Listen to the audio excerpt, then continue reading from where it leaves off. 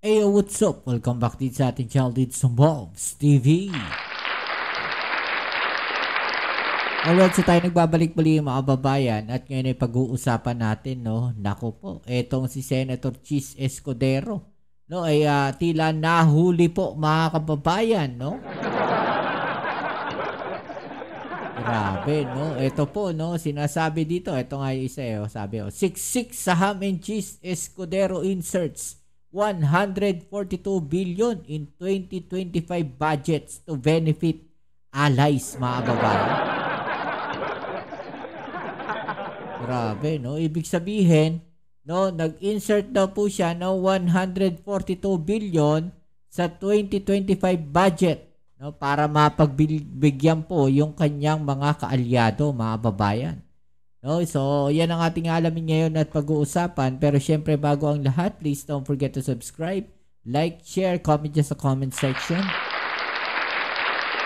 At shoutouts na rin po tayo sa mga followers at subscribers natin dyan. Maraming salamat po sa inyong suporta.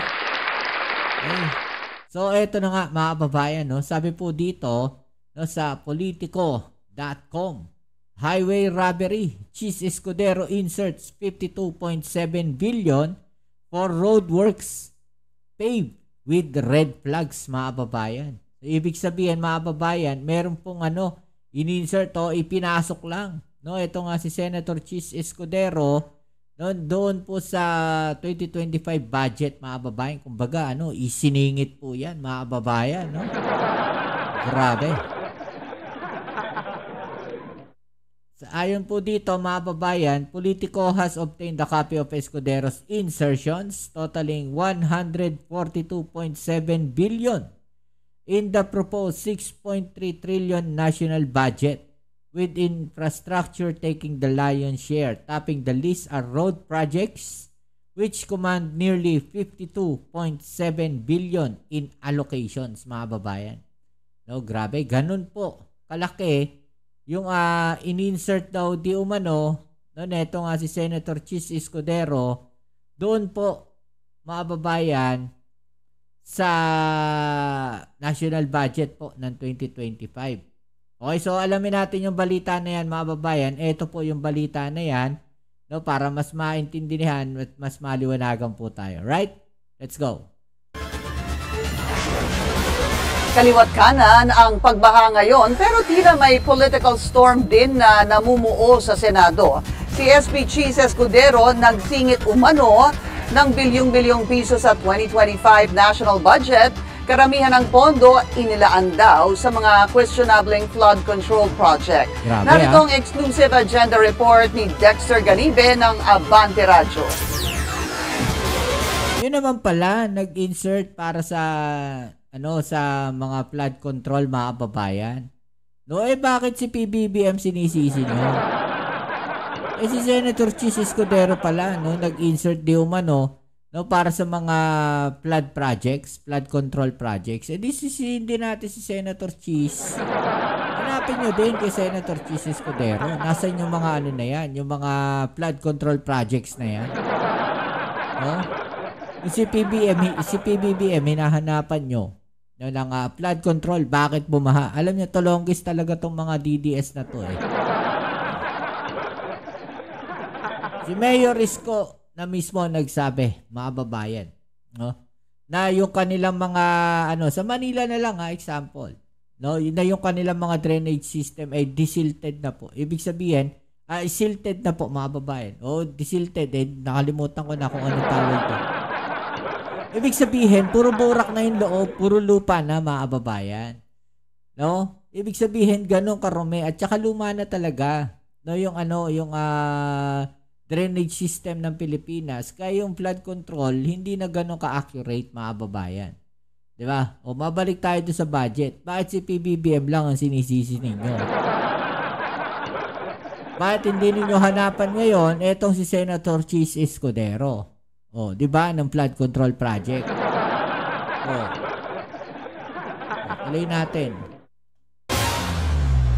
Baha sa Metro Manila, baha sa iba't ibang lugar sa Luzon, Visayas areas at sa maraming lugar sa Mindanao. Bunsod ng mga pag-ulan na dala ng habagat na pinalakas ng nagdaang bagyong Krising. At bumabaha rin sa insertions ang 2025 General Appropriations Act o ang budget ng gobyerno ngayong taon. Sa dokumentong hawak ng Politico.com, rumaragas ang parang baha ang insertions na ginawa noong nakaraang taon para sa 2025 budget. Abot sa higit 142.717 billion pesos ang kabuang insertions na inilaan para sa flood control projects, pag-aayos ng mga kalsada at tulay at ilan pang infrastructure projects. Nangyari ito noong 19th Congress kung saan Senate President si Chis Escudero. Sa record na hawak ng Politico.com, pangalawa ang Sorsogon sa pinakamalaking pinaglaanan ng infra projects na umabot ng 9.136 billion pesos. Sa nasabing halaga, 1.165 billion ang inilaan para sa flood control. Di ba?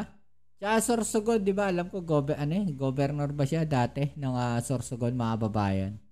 Nakasaad sa page 719 ng 2025 GAA, ilang proyekto kaugnay ng flood mitigation at flood protection projects ang pinaglaanan. Ganun din ang konstruksyon ng seawall sa ilang coastal areas. Dating gobernador ng Sorsogon, si SP Chis. Sinubukan natin siyang kunan ng pahayag o komento, pero hindi pa ito tumutugon. Pero una na niyang idinipensa ang nasabing usapin noong Hunyo. May mga proposed amendments ang mga senador at ang mga mambabatas sa Kamara man o sa Senado na dumaan sa proseso ng amendments. Kung saan mang lugar yon, nakalagay naman sa budget lahat. Pinakamalaki namang budget ang nailaan sa mga infra projects sa Bulacan na aabot sa higit sa 12 billion pesos, kung saan 2.9 billion dito ay para sa mga proyektong may kinalaman din sa flood control. Ilan lang dito ang mga flood control structure sa San Miguel at Mecawayan Rivers, Ugong Creek sa Balagtas, Bulacan, revetment wall sa San Rafael at Pandi, Pulilan, Bukawi at Malolos City. Pero sa statement na binigay ni Senator Joel Villanueva, umaasa siyang totoo ang lahat. Dahil taliwasan niya ito sa sinabi sa kanya ng District Engineer ng Bulacan DPWH. Nakatakda raw niya itong tanungin sa isasagawang budget hearing sa mga susunod na buwan. Ako, eto na mga kababayan. No? Taliwas. No, doon sa sinasabi ng engineering, no, ng kanilang lugar. Di ba mga kababayan?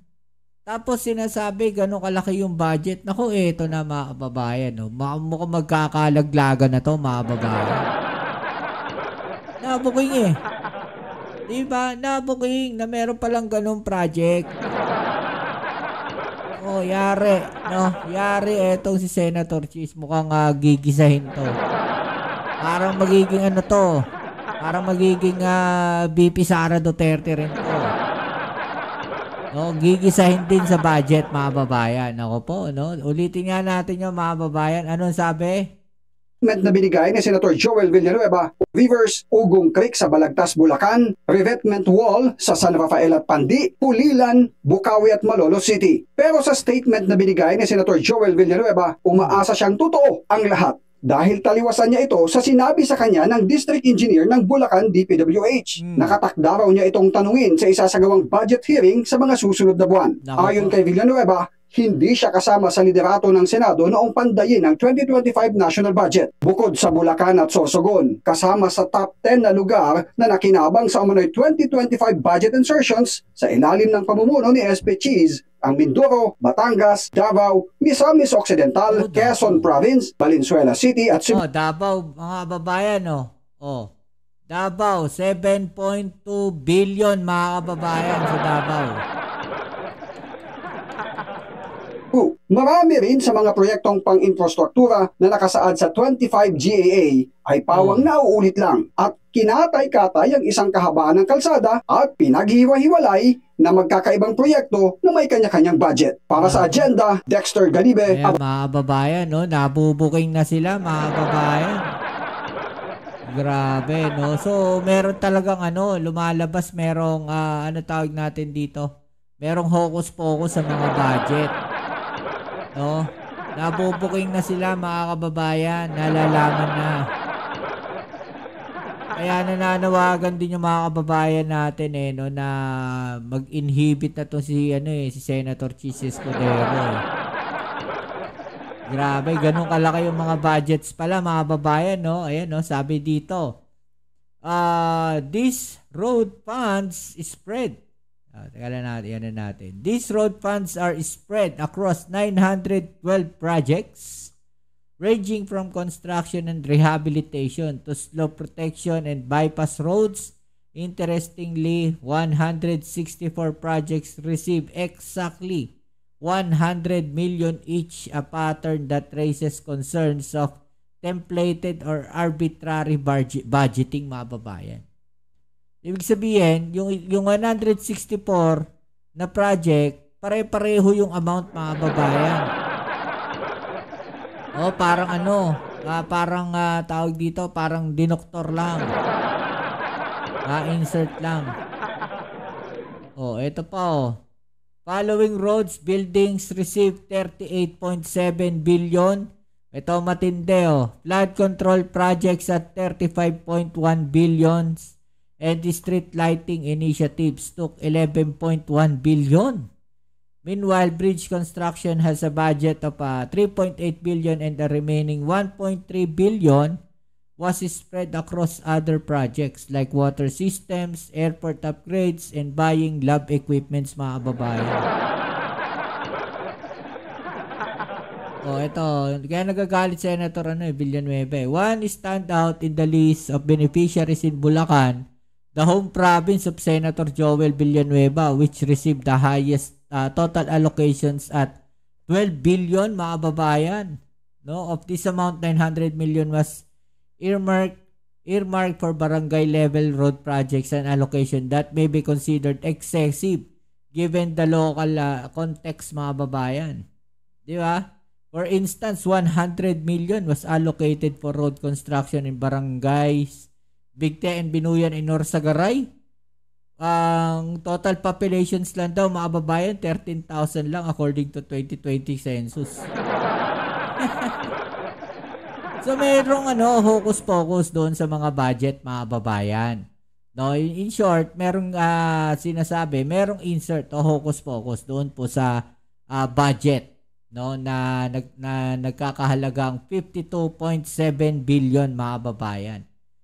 So magagalit si si Villanueva neto, mga babayan. Kailangan maimbestigahan to, mga babayan. Samantala, may mga nananawagan po na mag-inhibit sa impeachment trial. Ito nga si Escudero, mga babayan. Alamin natin tong balita na to, karagdagan na lang po dito sa ating video ngayon. Okay, tara, let's go. Mas malakas sa buhos ng ulan ang panawagan ng mga student leader para mag-inhibit si SP Cheese sa impeachment trial ni VP Sara. Giit nila, si Escudero mismo ang nagpapatagal sa paglilitis. Depensa naman ng Senate leader, unfair ito. Ang detalye sa agenda report ni Hannah T. No match ang sama ng panahon sa panawagan ng student leaders na dumulog sa Senado ngayong araw. Para sa SPARK o Samahan ng Progresibong Kabataan, dapat na mag-inhibit si Senate President Cheese Escudero sa pagiging presiding officer ng impeachment trial ni VP Sara. Miyembro sila ng ilang youth groups, kabilang ang student councils sa ilang state colleges and universities. Ang leader daw ng impeachment court ang dapat nangunguna pagdating sa pag-exercise ng constitutional mandate ng Senado na maglitis. Problema, siya mismo yung number one na palakid dito sa proseso na ito. Siya mismo yung gumagawa ng mga dahilan para magkaroon pa ng avenue. Itong mga gaya ni Cayetano, mga gaya ni Bato, na magpupul ng mga dahilan, pupul ng mga issue tungkol sa constitutionality na supposedly simula pa lang na-resolve na. Tama naman, mga babayan, kasi parang siya yung nagbibigay ng hint doon sa mga ibang senador. Kaya ang lakas ng loob na itong sila Senator Robin Padilla, Senator Bato de la Rosa. Pero kung noong umpisa pa lang, pinigilan na niya yan, mga babayan, tapos na kaagad yung issue na yan. Wala rin naman magagawa sila Senator Bato, di ba?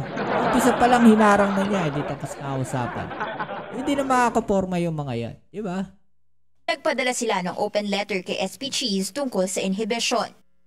Toxic environment na raw ang Kongreso pagdating sa public discourse dahil urong-sulong daw ang mga mambabatas pagdating sa impeachment proceedings. Matatandaan itong Hunyo, si Escudero ang nag-anunsyong mauurong ang impeachment proceedings sa huling araw ng 19th Congress. Yan ay para magbigay daan sa priority legislation sa Senado. Kasunod niyan, siya rin ang nagsabing bukas ang plenaryo sa anumang motion ng senator judges, kahit ang mismong motion to dismiss the complaint na ginawa ni Senator Bato de la Rosa. Sa oras ng inhibisyon ni Escudero, mababalik na raw ang tiwala ng publiko sa Senado. Nako. Wala siyang sariling pagtindig dito sa isapainin. Wala silang nirekomenda ang bagong presiding officer, pero para sa kanila, hindi na dapat si SP Cheese. Agarang buwelta ni Escudero, unfair ito at unnecessary. Hindi porgit hindi sumasang-ayon sa kanila o sumusunod sa kanila, hindi na patas. Being fair means applying the rule evenly to everyone regardless of who it is. Klarong pabor silang ma-impeach ang Vice President, klarong ayaw nila sa Vice President. Sinabi ko rin nilang ulit na noon. Sino mang pabor o kontra sa impeachment? Alam nyo, hindi sa ayaw sa Vice President, Senator Cheese. No, ang pinag-uusapan natin dito is yung konstitusyon. No, sabi nga kahit nga ako ano sabi ko mga babayan, tuloy natin impeachment. Bakit hindi? 'Di ba dapat nga ituloy talaga 'yan eh. No, para sagutin ni VP Sara, totoo ba o hindi yung bintang sa kanya. No, kasi kung mapatunayan yan na hindi totoo, pwedeng buweltahan yung mga taong nagsampa ng kaso sa kanya. Ibig sabihin, mga babayan, gumagawa lang sila ng kwento para siraan si VP Sara. 'Di ba? Puntos 'yun kay VP Sara. 'Di ba? Pero hangga't ganyan, pinipigilan ninyo yung impeachment, may something talaga ang iisipin ng mga tao. Anong meron? Bakit pinipigilan ninyo ang impeachment ni VP Sara Duterte? 'Di ba? Mapapaisip talaga ang sambayan ng Pilipino. Pabor o kontra sa nasasakdal, hindi namin papakinggan. Pagtitiyak ni Escudero, tuloy na tuloy pa rin ang impeachment proceedings na naaayon sa batas. Imumungkahi na rin ni Escudero sa mga kapwa mambabatas na sa August 4 na muling mag-convene ang impeachment court. Isang linggo yan matapos ang SONA ni PBBM. Taliwas ito sa una niyang sinabi na posible nang ikasa ang paglilitis isang araw matapos ang SONA. Kailangan pa raw kasi magpadala ng notices sa mga partidong involved sa impeachment. Isang hakbang yan na kailangang... Bakit hindi ipadala na ngayon? Diba? Yung notice na yan. Bakit patatagalin pa? Diba? Kasunduan pa rin sa plenaryo ng 20th Congress. Sinabi ko na sa inyo noon yan. The 19th Congress cannot bind the 20th Congress. The 20th Congress would have to make decisions all over again. Not only the Senate, including the House. Matapos ang SONA, inaasahan sa Senado ang organization ng committees, kabilang dito ang committee chairmanships at pagbabasa o first reading ng mga panukalang hinain ng mga senador. Para sa agenda. Okay, so yan mga babayan, no? So yan yung mga kinakaharap ngayon ni Senator Cheese Escudero, di ba? At ilan nga yun sa mga panawagan din talaga ng ilang mga tao no, na ituloy na itong impeachment at kung hindi ituloy, mag-inhibit na lang siya. No, wag na lang siya yung tumayo no, na parang judge diyan po sa kaso ni VP Sara Duterte sa impeachment. 'Di ba? Kasi parang baka maging bias nga daw. 'Di ba? So ano masasabi niyo diyan mga babayan? I-comment sa ibaba niyo mga opinion at atin yung pag-usapan. All right?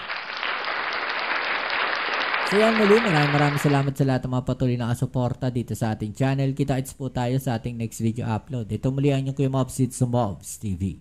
Peace. Hell.